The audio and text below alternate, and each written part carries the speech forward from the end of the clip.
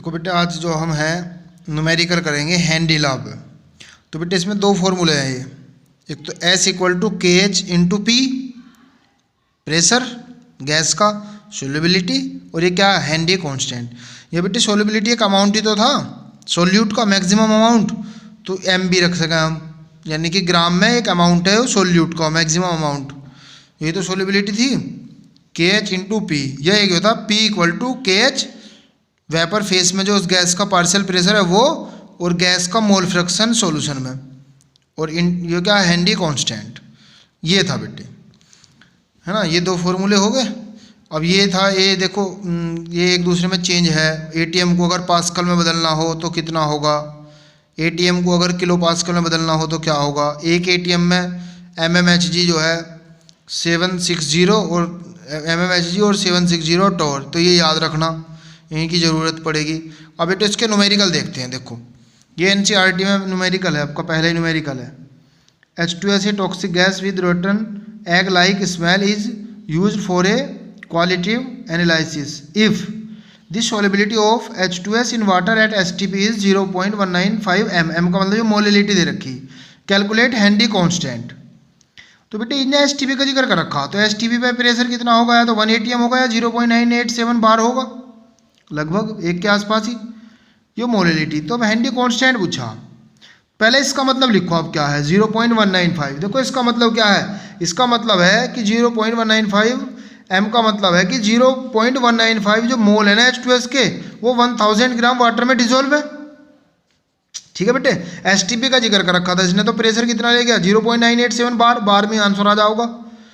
तो अब जो है 1008 ग्राम वाटर दे रखा। अब इसने पूछा क्या हमसे, जो के एच पूछ रहा जी हैंडी कांस्टेंट। तो बेटे आप देखो ये वाला फॉर्मूला लगाओगे हम इसमें, P इक्वल टू के एच। अब इसके लिए मुझे जो प्रेशर तो मुझे मिल गया 0.987 ये रहा। अब मुझे जो है क्या चाहिए, मोल फ्रैक्शन चाहिए गैस का। तो मोल फ्रैक्शन के गैस के लिए किसके मोल चाहिए मुझे, जो गैस दे रखी है H2S उसके मोल चाहिए, और वाटर के मोल चाहिए। तो H2S के मोल तो ये रहे, और वाटर के मोल इससे निकाल लूँगा, तो वाटर के मोल निकाल लीजिए मैंने ये रहे। अब इसके बाद में मैं गैस का मोल फ्रैक्शन निकाल लूँ, ये निकाल लीजिए H2S ऊपर है, जिसके मोल निकालना, मोल फ्रैक्शन निकालना ऊपर उसके मोल, नीचे टोटल मोल। ये रही जी, मैंने वैल्यू रख दी, और ये मोल फ्रैक्शन आ गया जी H2S का। अब मैं फॉर्मूला लगा दिया जी, रहा के एच पूछ रहा जी, वैल्यू रख के आंसर आ गया 282 बार। तो बेटे जो दे रखा, दो चीज़ दे रखी थी, STP का जिक्र कर रखा था, STP मुझे प्रेशर पता इतना हो, एक दे रखा था 0.195 m। ठीक है, तो इससे मैंने इसका मीन्स लिख लिया। फॉर्मूला मुझे यो लगाना था, प्रेशर मेरे पास था, के एच मुझे निकालना था, इसके लिए मुझे मोल फ्रैक्शन निकालने के लिए मुझे मोल चाहिए थे H2S के और वाटर के। H2S के एरे वाटर के मैंने निकाल लिया, आंसर आ गया जी। नेक्स्ट क्वेश्चन देखो बेटे, handy law constant for CO2 in water is ये, इतना पास्कल दे रखा जी CO2 का हैंडी लॉ कांस्टेंट। चलो जी 298 केल्विन पे कैलकुलेट द क्वांटिटी, यानी कि W पूछ रहा जी CO2 का 500 ml ऑफ सोडा वाटर, जब इसे पैक किया जाता है 25 ATM under pressure, CO2 pressure है 298 केल्विन, टेम्परेचर सेम है, तो हैंडी लॉ कांस्टेंट भी सेम ही होगा जब टेम्परेचर सेम है। अब W पूछ रहा है, चलो इसने क्या दे रखा पहले लिखो, के एच दे रखा इसने, के एच ये रहा जी हैंडी लॉ कांस्टेंट। चलो जी पास्कल में दे रखा। अब इसने जो है ATM की प्रेशर दे रखा CO2 का, तो यो भी किस में होना चाहिए जी, पास्कल में होना चाहिए। तो मैंने जो है इसमें 101325 की मल्टीप्लाई करके पास्कल में बदल दिया। ठीक है, अब करना क्या है, तो W पूछ रहा मेरे से, और W का तो कोई ऐसा रोल है नहीं मेरे पास, तो मोल फ्रैक्शन तो मैं निकाल सकता हूँ गैस का। अगर मैं मोल फ्रैक्शन निकाल लूँ तो मोल फ्रैक्शन में मोल आवे, अगर मैंने मोल निकाल लिए ना CO2 के अगर मैंने मोल निकाल लिए, तो मैं मोल निकालने के बाद में W/m वाला फॉर्मूला लगा दूँ, N इक्वल टू W/m। तो अपना टारगेट बनाओ मोल निकालना। मोल कैसे निकालना है, मोल निकलेंगे मोल फ्रैक्शन से। तो देखो, तो पहले मोल फ्रैक्शन निकाल लो, तो मोल फ्रैक्शन निकाल लूँगा इस फॉर्मूले से, mole fraction CO2 pressure CO2 का और अपॉन के एच, ये वैल्यू रख के जी हमारा आ गया जी। चलो मोल फ्रैक्शन तो आ गया। अब मोल फ्रैक्शन का फॉर्मूला क्या है, CO2 का ऊपर तो CO2 के मोल, नीचे टोटल मोल आ गए जी। अब यो जो है mole of CO2 plus mole of NH water के जो मोल है वो लगभग नियरली सेम होंगे वाटर के, ठीक है जी। तो क्योंकि CO2 के मोल बहुत कम आएंगे, आप देख लेना एंड में जब आऊँगे तो ज़्यादा फर्क नहीं पड़ने का, कैलकुलेशन ईजी हो जाओगी इससे। तो मैं लगभग इसे जो है H2O के मोल के इक्वल ही मान लूँगा, इसलिए मैंने नीचे इसकी जगह NH2 ही रख दिया। अब जो है देखो ये तो मैंने निकाल रखा है ना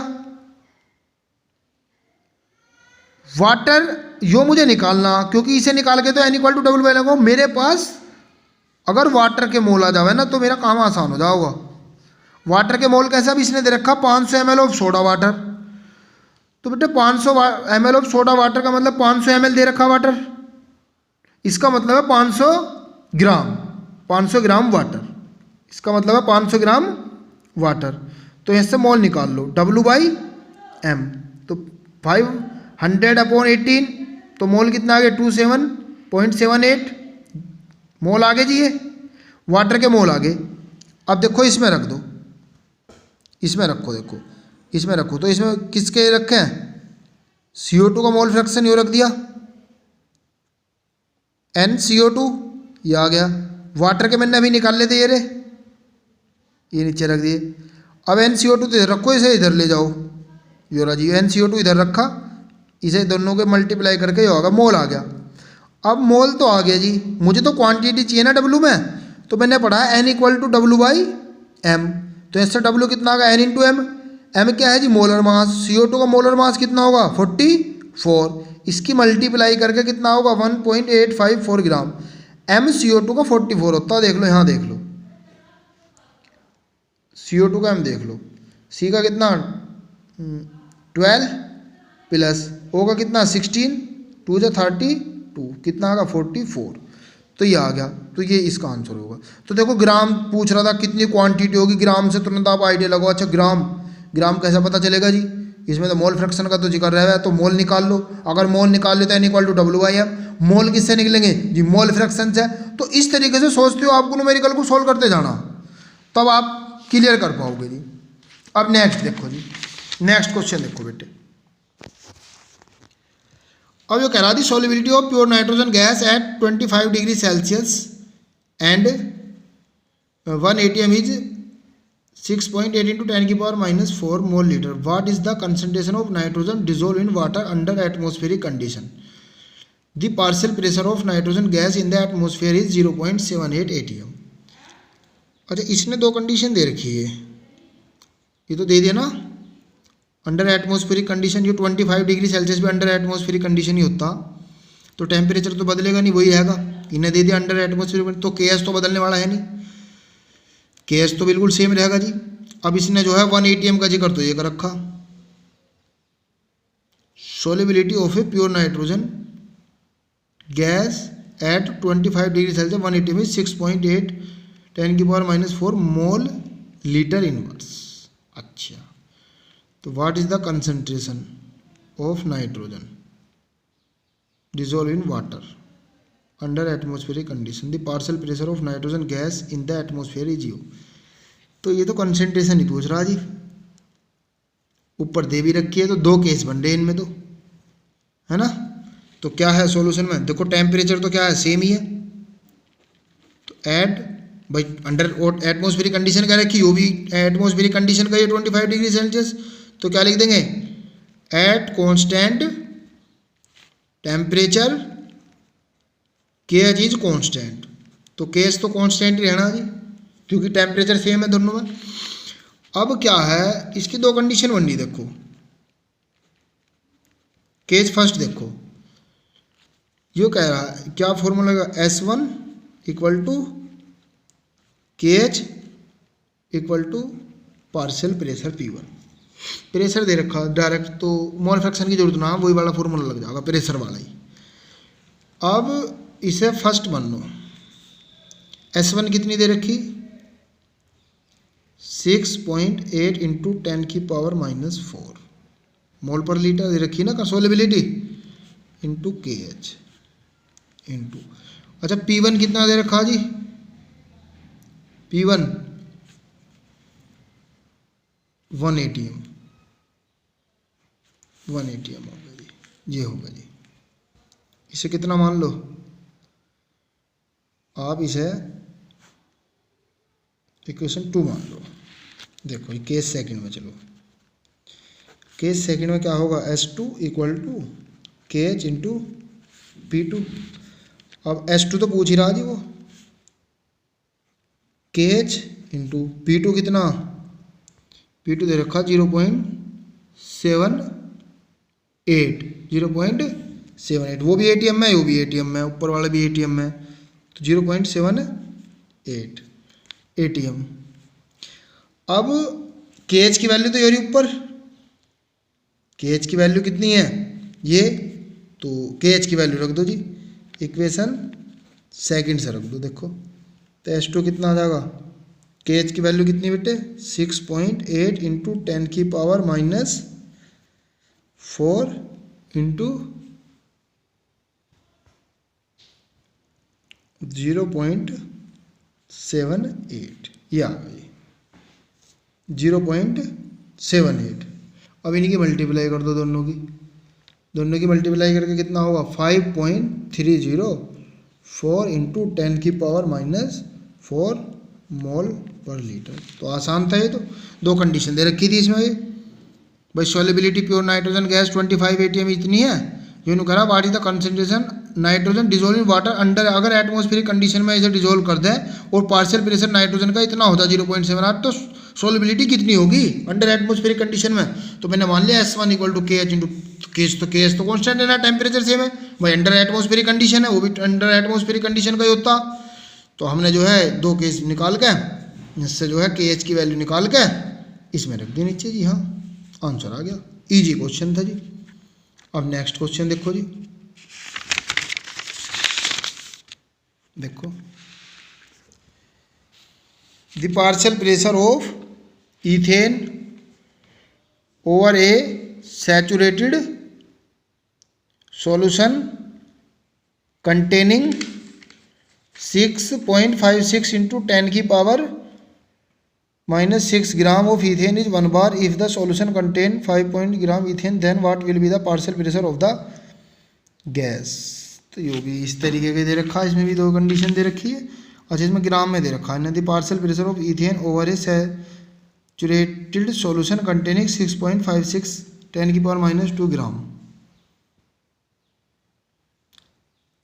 ethane is 1 bar, if the solution contain इतने gram of ethane then with the partial pressure of the gas. अच्छा पार्शियल प्रेशर पूछ रहा, पार्शियल प्रेशर पूछ रहा जी। तो देखो बेटे किस तरीके से करेंगे,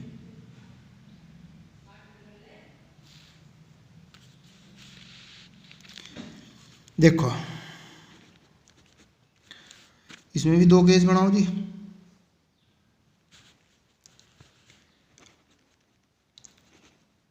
अकॉर्डिंग टू हेनरी लॉ लगाओ। क्या बेटे मैंने बताया ना था आपको, एम अमाउंट है वो भी बताया था ना, इस पे दो केस लगाओ। केस फर्स्ट लगाओ, देखो M1 इक्वल टू के एच इक्वल टू P1। चलो जी इससे एक बात बताओ, M1 कितना दे रखा 6.56 इंटू 10 की पावर -2 ग्राम इक्वल टू के एच। अच्छा प्रेशर कितना दे रखा शुरू में 1 बार दे रखा, 1 बार दे रखा है, तो के एच आ गया जी। तो के एच कितना आ गया 6.56 इंटू 10 की पावर -2 ग्राम, जो हमारा के एच आ गया जी। अब हमारा ग्राम बार इनवर्स हो जाएगा, केस तो आ गया। अब केस सेकंड में देखो जी, M2 इक्वल टू के एच इंटू P2। M2 कितना दे रखा बेटे, M2 दे रखा 5 इंटू, बड़े ईजी न्यूमेरिकल है तो 5 इंटू 10 की पावर -2 इक्वल टू, केस तो मैंने निकाल लिया 6.56 इंटू 10 की पावर -2, और P2 पूछ रहा जी, वो पूछ रहा ना partial pressure of the gas.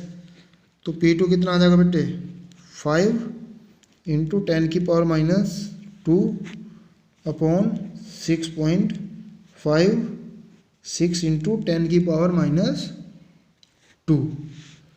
तो इसे क्या है 10⁻², से तो कैंसिल हो जाएगा, इसे सोल्व करके लिख लेंगे।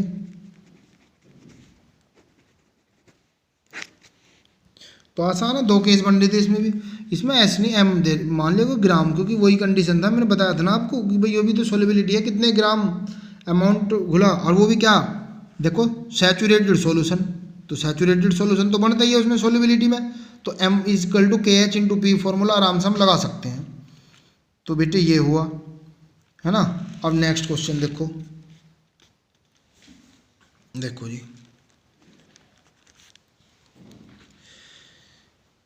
If N2 gas is bubbled through water at 293 Kelvin, how many millimoles? Millimoles पूछ रहा। चलो मोल्स निकाल लो, मिलीमोल्स तो बाद का काम है। Of N2 gas was dissolved in 1 liter of water. Assume that N2 exert a partial pressure of 0.987 bar. Given that Henry law constant of N2 at 293 Kelvin has 76.48 kilo बार। चलो जी, ऊपर बार में दे रखा, नीचे किलो बार में दे रखा, तो एक ही करना पड़ेगा। टेम्परेचर सेम है तो हेनरी कांस्टेंट तो हमारा सेम रहना ही है। तो लगाओ जी, किस तरीके से करेंगे देखो, क्या क्या दे रखा पहले ये देख लो। मिली मोल्स पूछ रहा ना, मोल्स पूछ रहा, तो मोल फ्रैक्शन का तो जिक्र आना जरूर। Is on 1 litre of water, assume that N2 exert a partial pressure of 0.986। Partial pressure दे रखा है N2 का, कितना दे रखा जी 0.987 बार। चलो नेक्स्ट देखो जी, क्या आप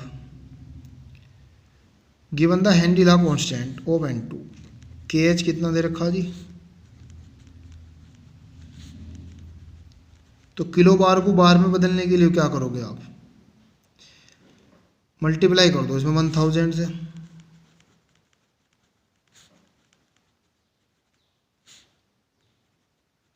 तो कितना आ गया, एक होना चाहिए ना दोनों, बार में और बार में होना चाहिए ना। चलो जी, आ गया। क्या मोल फ्रैक्शन निकाल सको, मोल फ्रैक्शन का जिक्र पड़ेगा ना। मिली मोल्स पूछ रहा हूँ ना, मोल्स पूछ रहा हूँ, पहले मोल्स निकालो, मिली मोल्स तो बाद में आ जाओगे, तो इसलिए मुझे मोल फ्रैक्शन निकालना पड़ेगा ना। तो क्या फॉर्मूला पढ़ा था हमने पढ़ा था बेटे PN2 equal to KH into mole fraction N2 का। तो मोल फ्रैक्शन निकाल लो, चलो N2 का कितना आ जाओगा जी, PN2 upon KH, PN2 upon KH निकाल लो, रखो जी 0.987 अपॉन 76480, ये आ गया जी। इसे सोल्व कर लो जी, सोल्व करके इसे आ जाओगा बेटे 1.29 इंटू 10⁻⁵।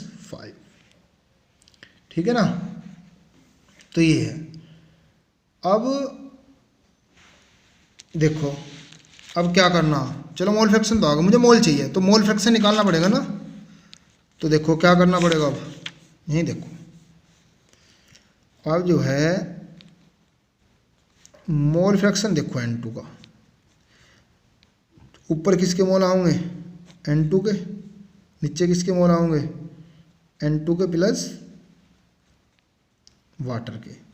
और वो ये लगभग में से किसके इक्वल मान लो, N2 NH2, क्योंकि इसके मोल्स जो है ना वो कम आएंगे बहुत, तो उसमें अगर वाटर में उसके मोल जोड़ देंगे तो वाटर के मोल पर ज़्यादा फर्क नहीं पड़ने का, इस वजह से हम इसे लगभग में मान लें। आप देखना N2 के मोल बहुत कम आएंगे, पिछले क्वेश्चन में भी आप देख लो बहुत कम मोल आए होंगे CO2 के, तो अगर ऐड करेंगे तो ज़्यादा नहीं, इससे हमारी कैलकुलेशन ईजी हो जाएगी बस। अब देखो हमारा टारगेट क्यों है, N2 के मोल निकाल लो। अब मोल फ्रैक्शन आपने निकाल लिया, ऊपर ये रहा। अगर N2 के मोल आपने निकाल लिए तो मोल निकाल के मिली मोल तो बाद में निकल जाएंगे, तो मैं क्या निकालना चाहिए मुझे, अब मुझे वाटर के मोल निकालने चाहिए। अब वाटर के मोल के लिए देखो देखो क्या दे रखा, इसे इक्वेशन फर्स्ट मान लो। वाटर के मोल के लिए देखो क्या दे रखा इसने, dissolve in 1 litre of water, 1 litre of water. देखो जी 1 litre of water equal to कितना भाई 1000 ग्राम बताया था मैंने भाई, एक 1000 ml होगा ना, तो ये 1000 ग्राम भी मान लेंगे, जैसे ग्राम ये इसके इक्वल ही होगा। तो वाटर का था ना, तो वाटर के मोल निकाल लो कितने आ जाओगे इससे, W/m। तो W कितना अपॉन m कितना 18, कितना होगा 55.55। चलो जी वाटर के मोल आ गए। अब पीछे देखो, यहाँ जो है हमने इक्वेशन फर्स्ट में देखो, तो इक्वेशन फर्स्ट से कर दो। इक्वेशन फर्स्ट में क्या था, इक्वेशन फर्स्ट यही था ना, मोल थे किसके N2 के और मोल थे किसके वाटर के। तो कितना था इसका मोल फ्रैक्शन कितना आया, यहाँ देखो N2 का मोल फ्रैक्शन कितना था 1.29 इंटू 10 की पावर -5, 1.29 इंटू 10 की power -5 equal to N2 upon water के कितने ये, तो वाटर के कितने आ जाएंगे जी 1.29 इंटू 10 की पावर -5 इंटू 55.55, इन दोनों की मल्टीप्लाई कर दो तो कितने होंगे बेटे, तो 1.595 इंटू 10 की पावर -5 मोल आ गई। अब आंसर किसमें पूछ रहा, देखो मोल कितने कम आए, मैंने बोला था ना अगर वाटर के मोल में से ऐड कर देंगे तो ज़्यादा फर्क नहीं पड़ने का। देखो 10 की पावर -5 कितने कम मोल आए, बहुत कम क्वांटिटी हो, इससे फर्क नहीं पड़े करता, तभी तो मैंने लगभग वाटर के इक्वली मान लेते हो। अब इसमें मिली मोल है, तो मिली मोल में बदलने के लिए इसे 10 की पावर 3 से मल्टीप्लाई कर दो।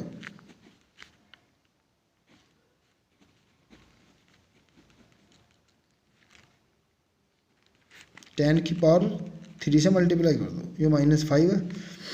अब तो कितने बचेगा, 10 की पावर कितना बचेगा बेटे, तो 10 की पावर -2 बचेगा, तो ये पॉइंट इधर ज़्यादा होगा 0.716 लगभग मिलीमोल्स, ये इसका आंसर है। तो ये थे बेटे न्यूमेरिकल हमारे इससे रिलेटेड। तो अब वो कुछ नहीं करना, आपको देखना दे क्या रखा, ये कंडीशन आप इसमें ऐसा मत सोचना कि ये क्या कर दिया इसमें, बेटे इस तरीके से हम मानते हैं इसके इक्वल ही होता, 1 लीटर वाटर जो होगा 1000 ग्राम के इक्वल ही होगा, तो मुझे वाटर के मोल निकालने थे इसलिए मैंने ये करा। तो क्वेश्चन को देखा करें कि आपको करना क्या है, किस तरीके से निकालने का। अब जैसे यही क्वेश्चन था, अब इसमें पूछ रहा मिली मोल्स बताओ जी, अब मिली मोल्स क्या, पहले मुझे मोल निकालने पड़ेंगे, अब मोल तो है मोल फ्रैक्शन में जिक्र होगा। अब जो दे रखा था देखो इसने बार KH, वो एक सेम यूनिट होनी चाहिए, मैंने 1000 से करके बार में बदल लिया। अच्छा अब जो है मोल फ्रैक्शन का जिक्र चाहिए, क्योंकि मिली मोल्स पूछ रहा, तो मोल तो मस्से होंगे ना मोल फ्रैक्शन से, तो इसलिए फॉर्मूला लगाया। तो इससे मोल निकाल के बाद में ये, तो मैंने बताया था बहुत कम क्वांटिटी होगी, नाइट्रोजन के मोल बहुत कम होंगे, तो वाटर में जोड़ेंगे तो ज़्यादा फर्क नहीं पड़ने का, इसलिए मैंने लगभग किसके इक्वल मान लिया, NH2 के इक्वल मान लिया। बाद में मैंने क्या वाटर के मोल निकाल लिए 1 लीटर करके, 1 litre equal to 1000 gram, N equal to W/m, जिससे क्या निकाल लिया इसके मोल निकाल लिए नाइट्रोजन के, और फिर बाद में 1000 से मल्टीप्लाई करके क्या कर दिया मिली मोल्स निकाल लिए। तो हर क्वेश्चन में ऐसे ही करना। यहाँ देखो 2 कंडीशन बनी, ग्राम दे रखा था, मैंने बताया था सैचुरेटेड सॉल्यूशन बनेगा सॉल्यूट का जितना अमाउंट डिसोल्व करेंगे तो M भी मान सके, ये फॉर्मूला भी लगा सके हम। तो इस तरीके से ये रहा 2 केस बने जी, KH निकाल के नीचे रख दिया, तो ये आंसर होगा। ऐसे आपका ये थे जी, ये इसमें भी 2 केस बने थे, इसमें भी KH की वैल्यू रखी थी। एक ये क्वेश्चन था आपका, इसमें इसका मतलब दे रखा था मोलिलिटी का, मोल्स निकाल के ये फॉर्मूला लग गया था। इधर ये था, ये बिल्कुल ऐसे ही था जैसे पीछे वाला क्वेश्चन था, 500 ml बिल्कुल सेम था। तो बेटे ये इसके हैंडी ला के न्यूमेरिकल थे, इन्हें आप अच्छे तरीके से करना। और बेटे चैनल को जो है ज़्यादा से ज़्यादा सब्सक्राइब करें सभी बच्चे, लाइक करें और शेयर करें, और कैसी लगी वीडियो ये कमेंट बॉक्स में ज़रूर लिखें। धन्यवाद।